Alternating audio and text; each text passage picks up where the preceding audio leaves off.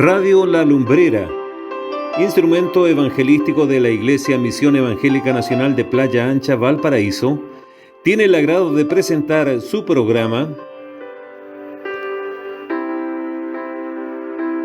Con mi Biblia y un café. Programa destinado a exaltar y bendecir el nombre de nuestro Salvador, nuestro Señor Jesucristo, por medio de la exposición de la eterna y bendita Palabra de Dios.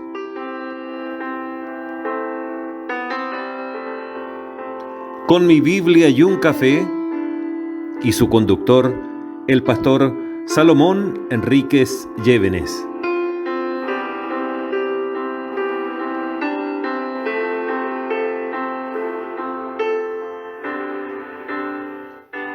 Bienvenidos, amables seguidores y radio oyentes que en este día están conectados a Radio La Lumbrera desde el Gran Valparaíso, vestido con nuestro traje de guaso, con nuestro sombrero alón y por supuesto con nuestra manta, con nuestra fanja, con nuestras espuelas. Oiga, y ahí en el corral el pingo está relinchando. Y está relinchando porque quiere pronto ir ahí a las carreras, oiga, a ir bordear por las enramadas, compartir una rica empanada y, por cierto, intentar subir por el palo encebado. Con estas palabras, amables auditores, les hacemos remontar al siglo pasado, cuando en nuestro país pasar una noche en la calle tan seguro. Verdaderamente la vivencia de la gente era un grato placer caminar por las calles y compartir, disfrutando lo que son su fiesta nacional, la festividad del aniversario de la patria. Y por supuesto que aquí en Radio La Lumbrera no podemos estar ausentes de este gran acontecimiento nacional. Si primero que todas las cosas somos ciudadanos agradecidos del Dios eterno porque nos ha permitido y nos ha dado la hermosa bendición de nacer sobre esta tierra llamada Chile, cuyo nombre y origen se remonta a la cultura de las tradiciones del pasado. Algunos dicen que tal vez era el canto de un pajarillo y que de ese canto, de ese pajarillo por ahí, por los bosques, entonces surgió esta voz de Chile. Pero ¿qué importa que si fue el canto de un pajarillo, que si fue la voz de un aborigen, que tal vez ahí el que llegó a nuestro país como colonizador le encantó colocarle el nombre a esta tierra tan diversa y tan rica, tan próspera? Lo hermoso es que nosotros tenemos que celebrar como cristianos, como ciudadanos, honrados por Dios por estar sobre esta hermosa tierra. Y por cierto, que no podemos nosotros estar de lado. Junto a mi Biblia y un café, oiga, queremos compartir de las tradiciones de nuestra tierra. Y claro, vamos a dar inicio comentando una hermosa palabra del Señor que nos hace mirar en bendición el haber nacido sobre esta tierra. Bienaventurado todo aquel que teme a Jehová y que anda en sus caminos. Así dice el Salmo 128. Cuando comieres el trabajo de tus manos, bienaventurado serás y te irá bien.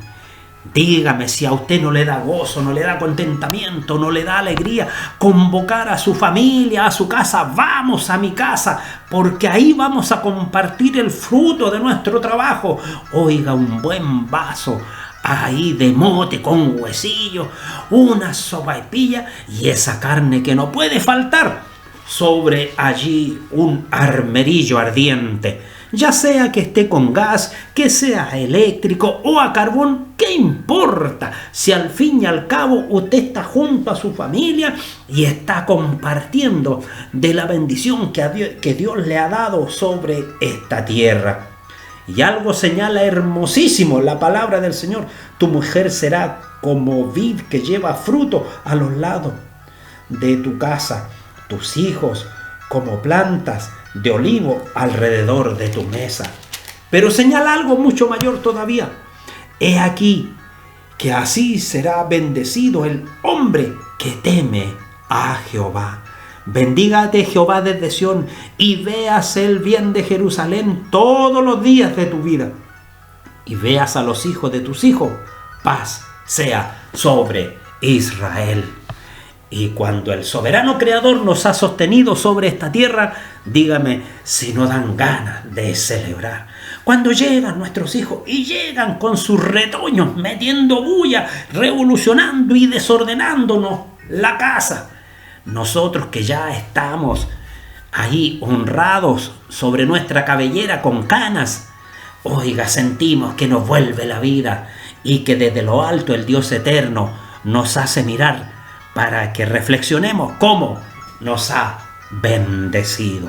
Muchas gracias, me hace seña aquí nuestro hermano técnico en audio, ingeniero de sonido, y me dice, oremos.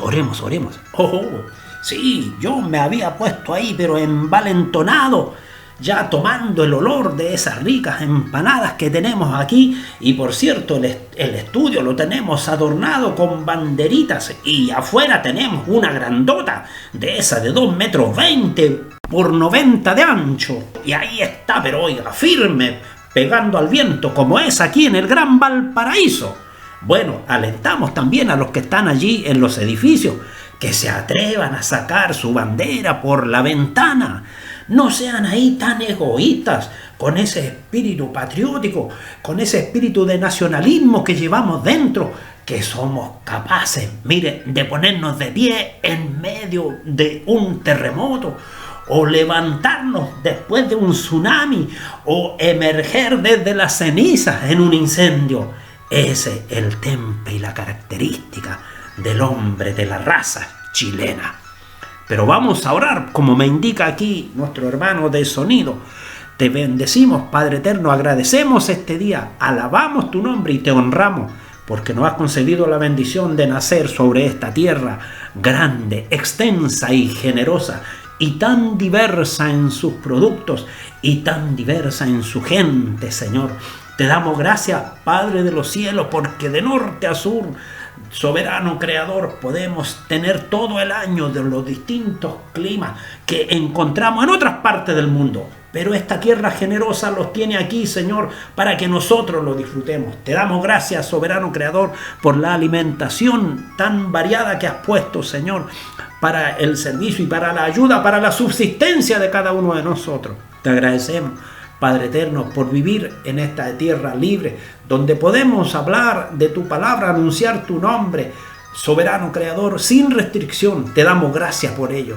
Te damos gracias y te alabamos enormemente, y te rogamos, Padre de los cielos, que en estos días la familia cristiana también sea disfrutando de este bien que tú has puesto para nuestro servicio, Señor, y que miremos también que hay para nosotros una meta final. Señor, los hombres sobre esta tierra tienen héroes y los honran, Padre eterno, pero tú tienes un premio para todos tus hijos allí en la eternidad. Que cada uno de nosotros pueda caminar por esta senda de verdad y de justicia, que es tu palabra, la que nos llevará un día también a ser coronados allí en el reino de los cielos. Tu bendición, Señor, sea sobre cada una de nuestras vidas y sobre nuestros oyentes. Te lo ruego en el nombre de Cristo Jesús, nuestro amado Salvador. Amén. Y qué hermoso, amables oyentes, poder compartir con ustedes junto a mi Biblia y un café, pero por supuesto, esta hermosa bendición de poder mirar un poquito sobre las tradiciones de nuestro pueblo y de nuestra raza. ¿Y por qué nosotros recordamos esta hermosa fiesta y lo hacemos con alegría, con gozo y con contentamiento? Bueno, tenemos que remitirnos a lo que nos dice la historia. Por supuesto, no podemos solamente decir palabras como divagando, sino que tenemos que dar un contenido de modo que nuestros auditores digan, ese es el motivo por el cual celebramos. Entonces la pregunta es, ¿por qué celebramos el 18 de septiembre? Por una razón muy sencilla, amados auditores, porque fue precisamente un día martes 18 de septiembre de 1810, cuando allí en la ciudad de Santiago se forma la primera Junta de Gobierno de Chile, oficialmente llamada Junta Provisional Gubernativa del Reino, a nombre de Fernando VII. ¿Cuál es la razón? ¿Qué tenía que ver esto? Porque si bien es cierto, se estaban dando vítores de independencia a causa de la debilidad de gobierno que se estaba dando en España. En aquella época, Napoleón Bonaparte estaba tomando el control de lo que es España y Fernando VII había sido puesto fuera de su cargo por las tropas napoleónicas. Y esa ocasión da lugar a que las repúblicas de América del Sur que dependían de España empezaran a darse cuenta que era tiempo de tener una vida propia, una independencia, empezar a vivir su propia idiosincrasia, a su propio estilo y a su manera.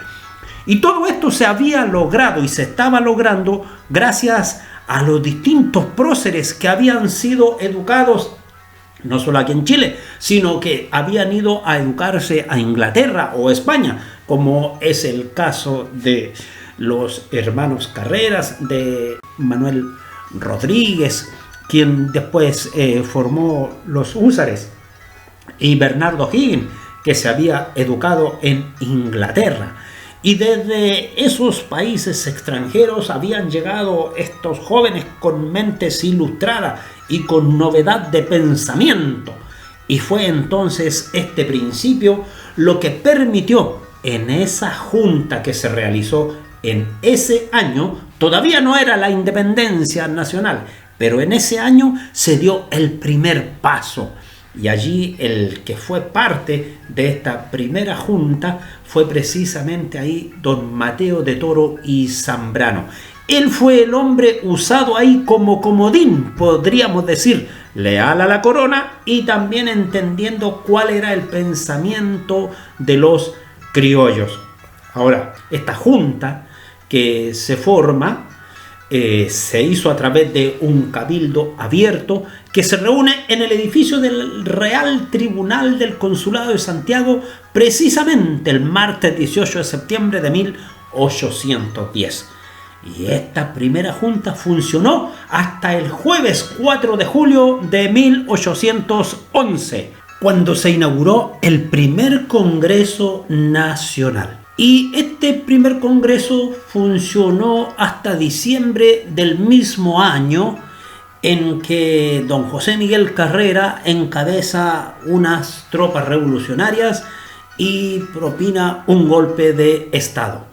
Así, los primeros años de la República fueron bien difíciles y azarosos, hasta que finalmente se logra concretar la independencia de esta joven república sudamericana. El Acta de la Independencia, instrumento a través del cual la República de Chile solemnemente declara su independencia de la monarquía española, fue declarada en Talcahuano y firmada en la ciudad de Concepción el 1 de enero del año 1818. Y ratificada, por cierto, por don Bernardo Higgins en la ciudad de Talca el 2 de febrero del mismo año. Ahora, la ceremonia oficial de proclamación y jura de la independencia se realizó en Santiago el 12 de febrero del mismo año. ¿Por qué el 12 de febrero? Fecha del primer aniversario de la batalla de Chacabuco. Esta fecha fue conmemorada y celebrada en los años posteriores.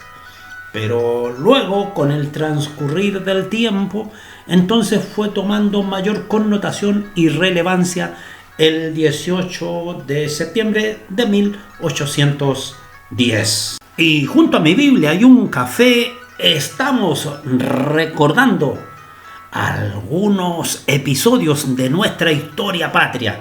Y fíjese que una vez que ahí ya se amalgama el sentir patriótico e independentista, pasado el periodo de la patria vieja, la patria de la reconquista, el tiempo de la transición y luego entrar a lo que se conoce como la patria nueva, hubo por cierto también en ello y muy asociado al sentir, a lo que identifica, a lo que hace ver a una nación de pie como es su bandera y su escudo representativo. Así es como tenemos en el principio, por ejemplo, en cuanto a los escudos. El primer escudo creado en reemplazo del emblema español vigente en la época fue dado a conocer por el gobierno del presidente de la Junta Provisional, don José Miguel Carrera, un 30 de septiembre de 1812. Habían pasado 2 años en los cuales se había instaurado la primera Junta Provisional de Gobierno. Todavía no se había firmado la independencia. Y durante una celebración en la Plaza de Armas de Santiago, en conmemoración de la primera Junta Nacional. Ahora, el nuevo escudo era expuesto en un lienzo colgado en la portada principal de la Casa de Moneda y fue además incorporado al centro de la bandera tricolor chilena de aquel tiempo. Aunque una representación real y oficial del emblema no existe hoy en día, el fraile realista Melchor Martínez algo escribió allí en sus memorias referente a la historia sobre la revolución en Chile. Y este escudo representaba muy bien una columna que sostenía al mundo, una hoja ahí de laurel, un arma. Por un lado, por el lado izquierdo había un aborigen, por el lado derecho una mujer y sobre ellos una estrella y un escrito en latín que decía post tenebrax lux, que según dicen algunos entendidos que como don José Miguel Carrera había tenido influencia de Poinsett, que era un hombre de formación protestante presbiteriana. Tal vez este mensaje provenía de Isaías 9, versículo 2. El pueblo que andaba en tinieblas vio gran luz. Los que moraban en tierra de sombra de muerte, luz resplandeció sobre ellos. Bueno, y ese escudo duró y estuvo en vigencia hasta el año 1817. ¿Cómo dejó de existir? Dejó de existir con el advenimiento del periodo reconocido como la Reconquista Española. Una vez que estaba afianzada la independencia de Chile con respecto a España, con la victoria del ejército de los Andes y la firma del Acta de Independencia de Chile el 12 de febrero de 1818, el gobierno del director supremo, don Bernardo O'Higgins, se ocupó de crear un nuevo emblema, preservando los atributos del escudo anterior y agregando por ahí algunos nuevos, eliminando otros, como los lemas latinos y las palmas y las lanzas cruzadas y las 2 figuras de los aborígenes. Ahora, la composición legal de este escudo fue promulgada por el Senado un 23 de septiembre de 1819. Dicho escudo estuvo vigente hasta el año 1834, hasta que llegamos al actual escudo que nosotros conocemos, en el cual aparece el huemul, el cóndor y hay una insignia en el centro. Y el diseño del escudo actual corresponde al artista inglés Charles Wood, quien ganó un concurso iniciado por el gobierno del presidente don Joaquín Prieto en 1832 y oficializado por ley el 26 de junio de 1834.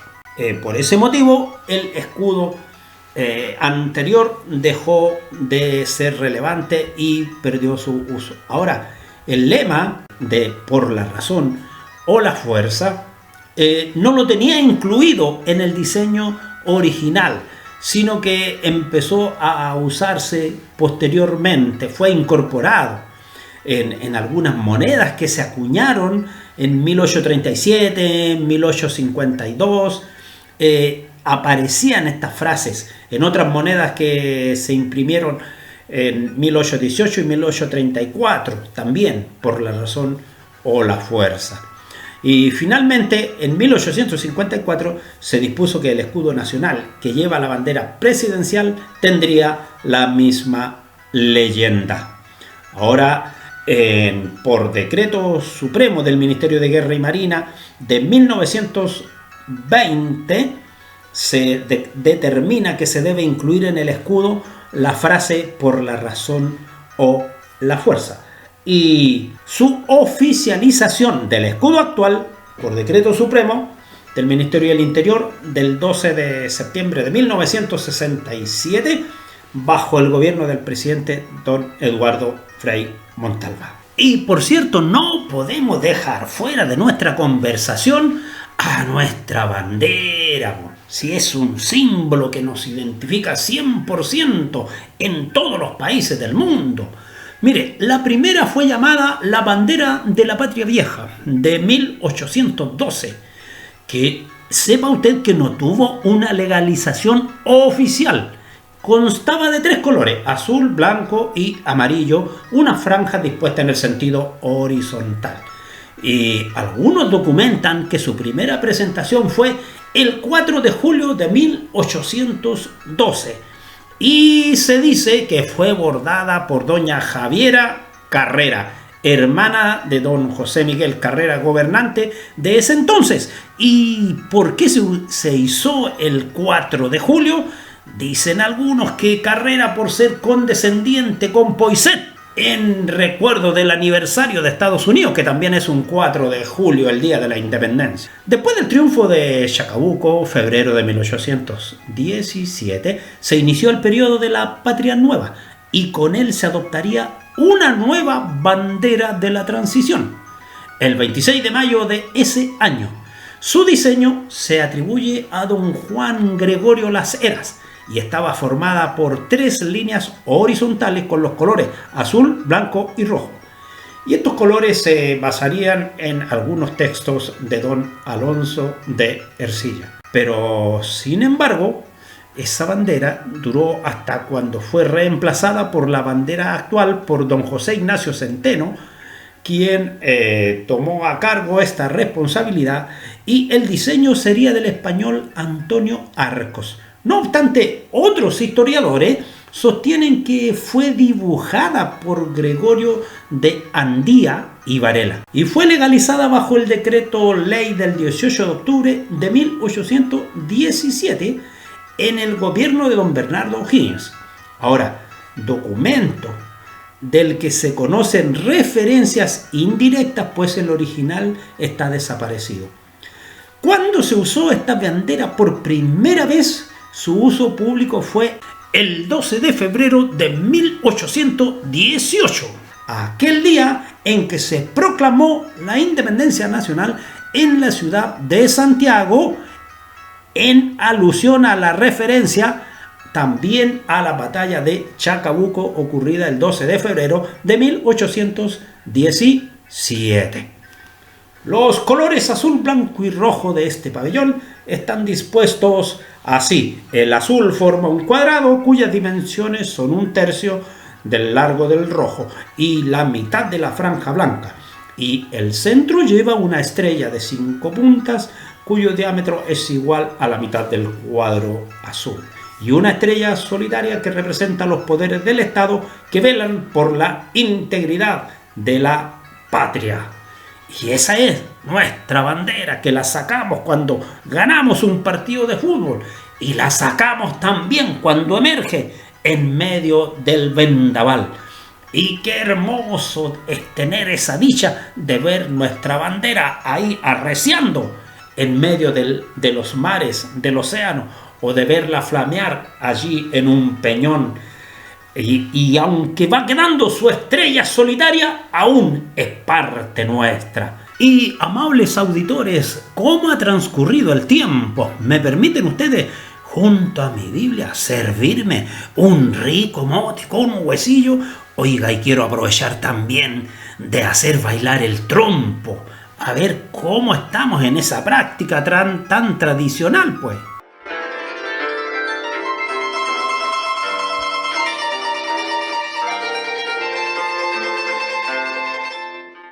El libro de los Salmos, en el capítulo 33, del verso 1 al 3, dice: Alegraos, oh justos, en Jehová. En los íntegros es hermosa la alabanza. Aclamad a Jehová con arpa, cantadle con salterio y decacordio, cantadle cántico nuevo, hacedlo bien, tañendo con júbilo. Más adelante, del verso 8 al 12, dice: Tema a Jehová toda la tierra, teman delante de él todos los habitantes del mundo, porque él dijo, y fue hecho, él mandó, y existió. Jehová hace nulo el consejo de las naciones, y frustra las maquinaciones de los pueblos. El consejo de Jehová permanecerá para siempre, los pensamientos de su corazón por todas las generaciones. Bienaventurada la nación cuyo Dios es Jehová, el pueblo que él escogió como heredad para sí. Continuamos con mi Biblia y un café.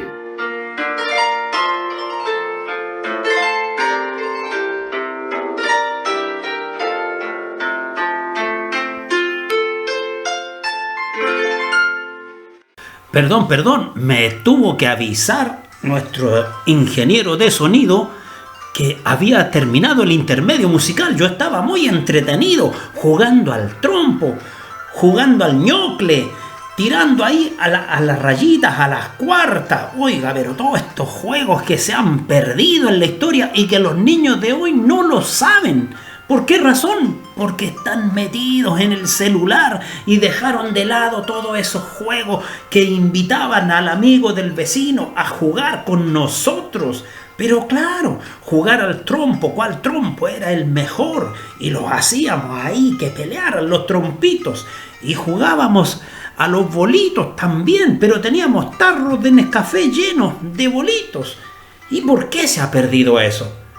Porque nosotros mismos dejamos que se olvidaran nuestras tradiciones, porque nos quitaron la asignatura de historia y nadie sabe de lo que pasó ayer. Y cada uno vive como un ente, como un zombi en este mundo, solo mirando las expectativas que alguien le ofrece al futuro.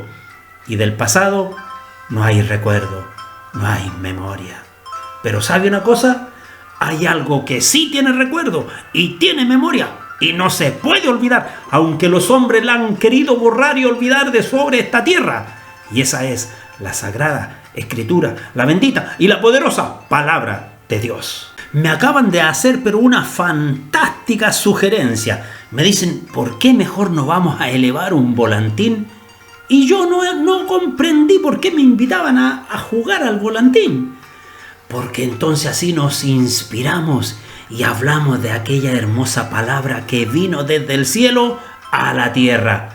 Pero por supuesto, si no solo estamos en el mes de la patria, también es el mes de la Biblia.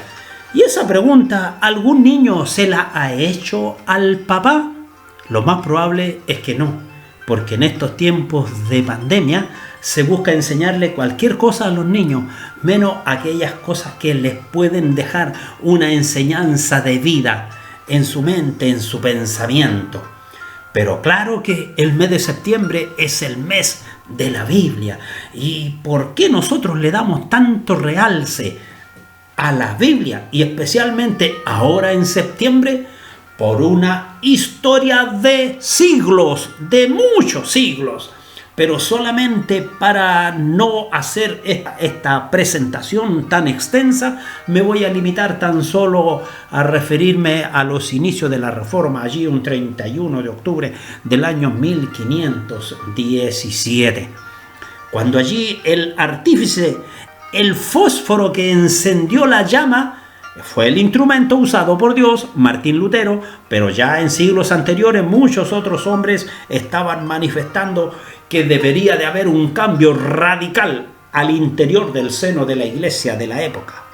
Recordemos nosotros que en esa época se vivía la cultura religiosa católica apostólica romana occidental, que tiene una gran diferencia con respecto a la católica oriental. Pero ahí, después de ese momento hermoso, viene este despertar que ya venía sembrando un gran movimiento al interior de algunos conventos, específicamente en España. Allí había un hombre, Casiodoro de Reina, que era monje de la línea de los San Jerónimo, y también estaba allí Cipriano de Valera. Eran compañeros de monasterio y ellos estaban internados allí en el monasterio de San Isidro, en Sevilla, en España. Y cuando ellos recibieron esta nota de la reforma, el inicio del cambio que inició este hombre, Martín Lutero, que era un clérigo al interior de la Iglesia Católica de la época, ellos también ya tenían una idea de que la escritura debiera de llegar al alcance del pueblo, porque eso era lo que verdaderamente daría la libertad mental e intelectual y permitiría un desarrollo mucho mayor, porque estaba allí apagado en aquella Edad Media.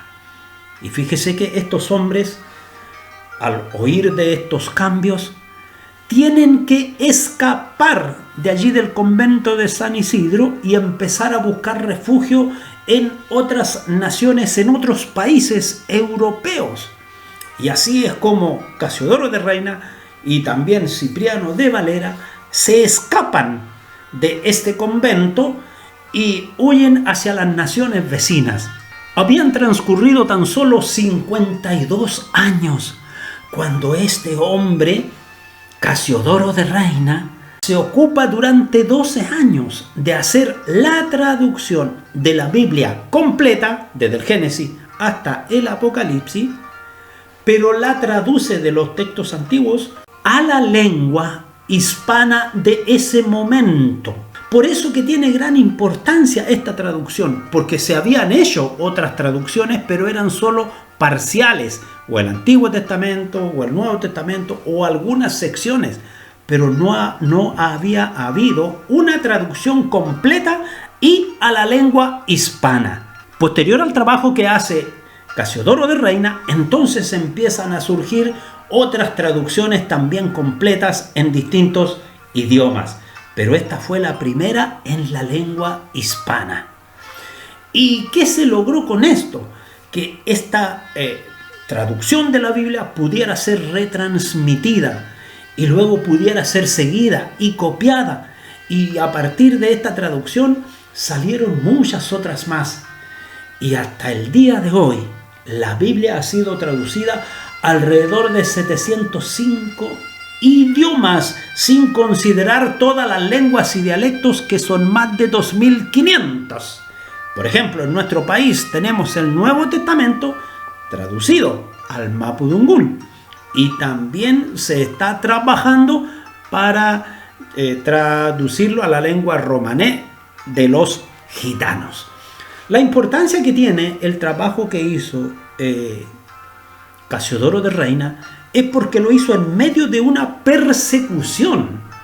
La Inquisición española de aquella época, encabezada precisamente por la Iglesia Católica de la época, buscaba su cabeza y pagaba por su cabeza. Pero en los países donde fue recibido, este hombre fue protegido por los gobernantes hasta que lograron ver y se pudo publicar allí esa edición de la Biblia. Luego, su compañero de convento, Cipriano de Valera, pensando que tal vez Casiodoro de Reina había dejado algún error, se dio a la tarea de revisar el trabajo de su compañero y ocupó 20 años. Y en el año 1602 aparece la Biblia de Cipriano de Valera, que en su carátula tenía allí un cántaro. En la Biblia de Casiodoro de Reina, en su carátula tenía allí un oso alimentándose de miel. Tenemos que hacer presente que en ese tiempo era muy difícil que alguien emprendiera una traducción, porque el sistema imperante, la religión imperante era avasalladora y hereje ante aquel que pretendiera traducir la Biblia del latín, del griego o del hebreo a otro idioma o a otra lengua.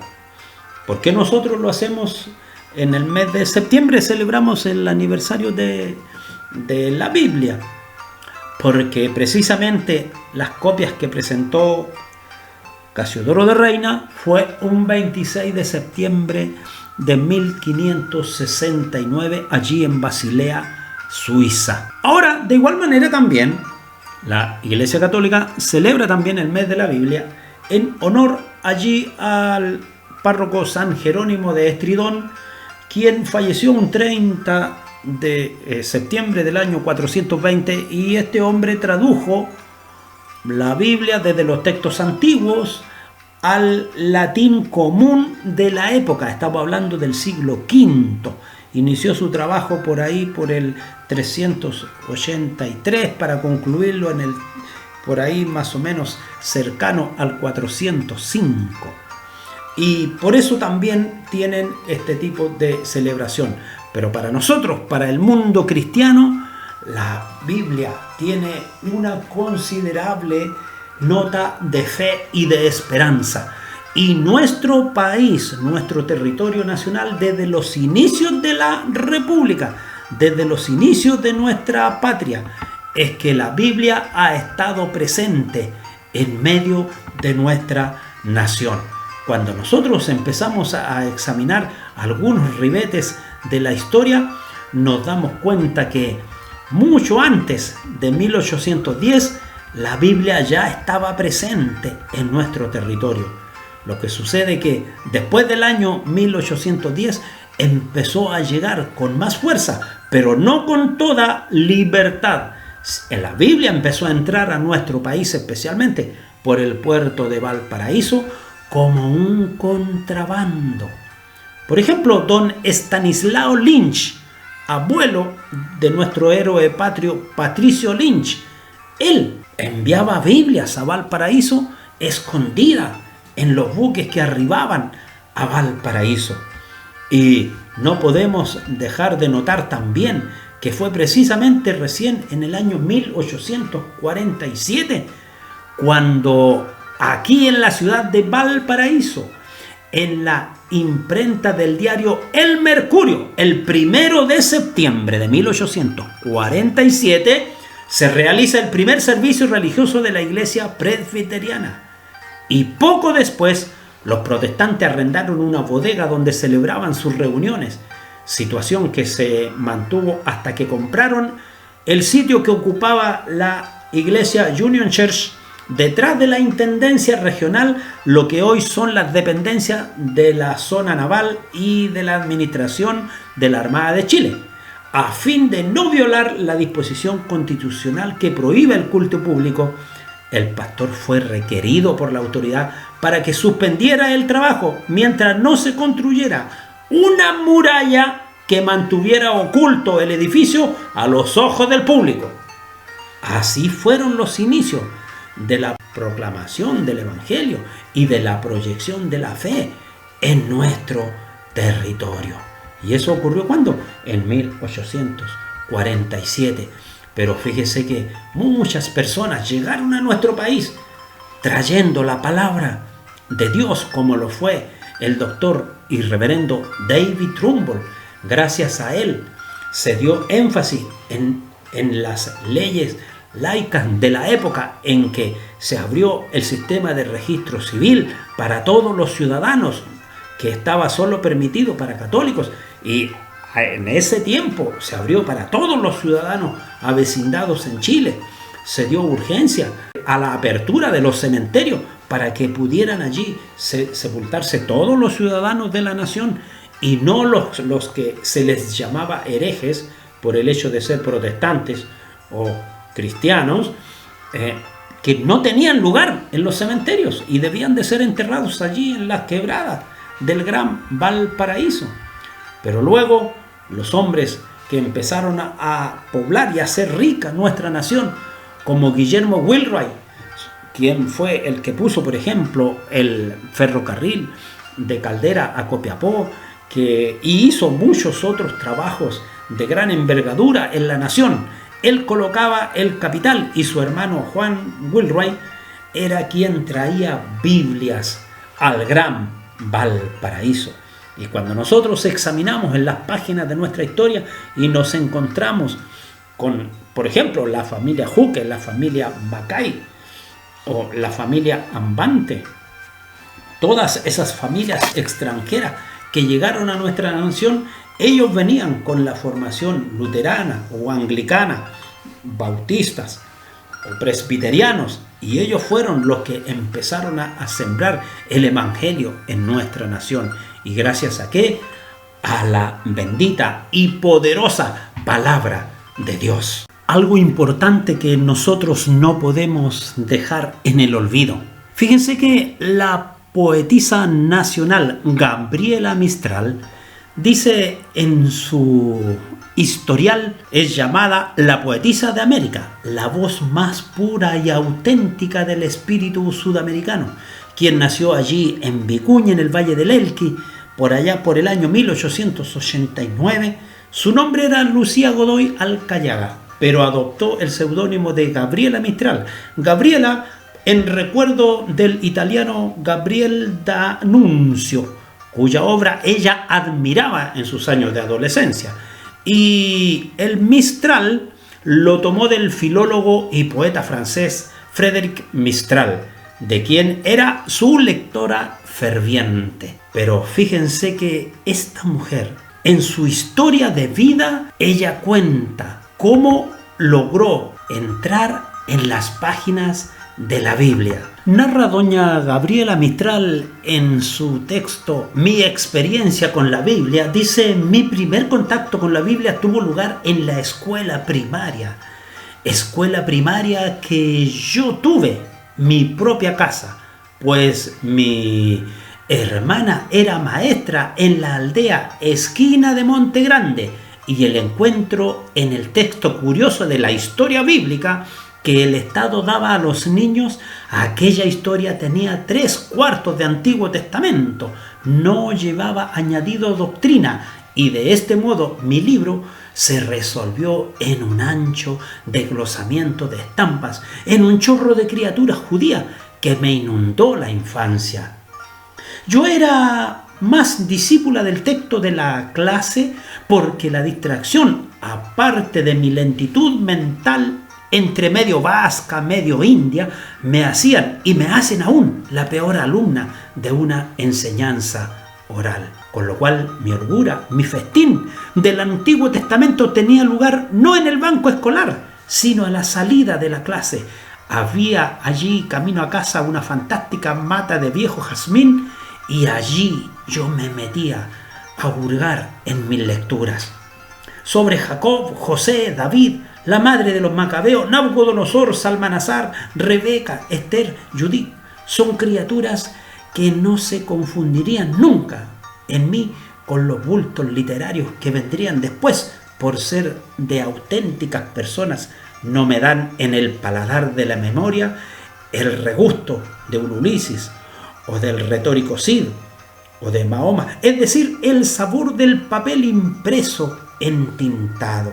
Pero a mi chilenidad le faltaba una condición soberana del hebreo, la mayor y la mejor, el realismo sobrenatural, el Jehová o el Dios Padre permeando la vida desde la mesa hasta la vendimia, entreverándose con nuestros días mota a mota y siendo en fin el cielo de nuestro amparo.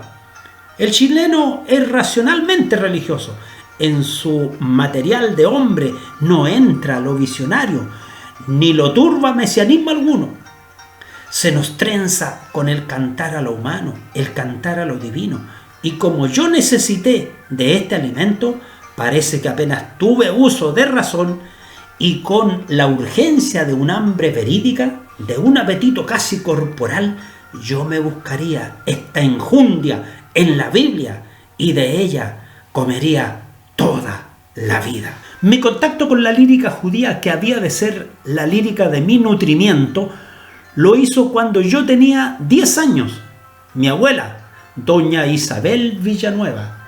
Yo no sé por qué razón, a la altura de esos años de 1898, una vieja católica de catolicismo provincial podía ser una chilena con Biblia. Y no solo con Biblia leída, sino con texto sacro, oral, aprendido de memoria en lonjas larguísimas. Pero aquella curiosa mujer la llamaban los sacerdotes de la ciudad de La Serena la teóloga, y tenían una pasión casi maniática de esa cosa grande que es la teología, desdeñada hoy por la gente banal de nuestros pobres democracias. La frecuentación de la lectura religiosa, que era en ella cotidiana, como el comer, había construido a esa vieja de 70 años, a la vez fuerte e inválida, de rostro tosco y delicado, a un tiempo, chilena en los huesos y medio nórdica en la alta estatura, el color rojo y en los ojos claros. La pasión de leer los textos bíblicos había dado a esa abuela profundidad en el vivir y un fervor de zarzas ardiendo en el arenal de una raza nueva. Mi madre me mandaba a ver a la vieja enferma y doña Isabel me ponía a sus pies en un banquito o escabel cuyo uso era solo este. Allí se sentaba la niña de trenzas a oír los salmos de David. Mi abuela pasó por mi vida, parece que solo para cumplir este menester de proveerme de Biblia en país sin Biblia popular, de ponerme esta narigada de sal no marítima, sino de sal gema, que fortifica y quema a la vez a mitad de la lengua. Ella no fue la abuela que viste a la nieta de pequeña, pues no asistió a mi primera infancia. Ella no ayudó a mi madre en ningún cuidado material de su carne chiquita. Ella no me cuidó ni sarampión ni difteria. Ella no me vio ser maestra de escuela, ni llegaron nunca mis pobres versos a sus ojos rendidos de aguja y Biblia. Ella no conoció mi cara adulta, aunque viviría casi los 90 años. Y termina diciendo doña Gabriela Mistral: la Biblia es el libro de los libros. Yo no sé cómo alguien puede vivir sin ella. Y el tiempo de nuestro programa ha concluido. Les queremos agradecer su atención dispensada y seguro que la próxima semana estaremos con ustedes una vez más. De acuerdo a nuestra planificación, estamos conversando sobre la identidad cristiana. No se pierda nuestro programa. Estaremos a la hora indicada ahí en el punto IP de la web. Deseamos que Dios les bendiga y será hasta la próxima semana.